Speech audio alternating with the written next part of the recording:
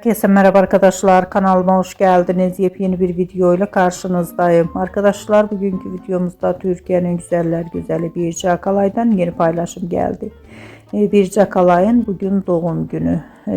Birce Akalay doğum gününü bu fotoğrafla kutladı. Ben de bu muhteşem görüntüleri sizler için YouTube kanalımda video halinde sunuyorum. Umarım beğenirsiniz. Arkadaşlar, videomu beğendiyseniz kanalımı izlemeyi ve bildirim butonuna basmayı unutmayın. Şimdilik benden bu kadar olsun. Yeni videomuzda görüşmek üzere. Hoşça kalın.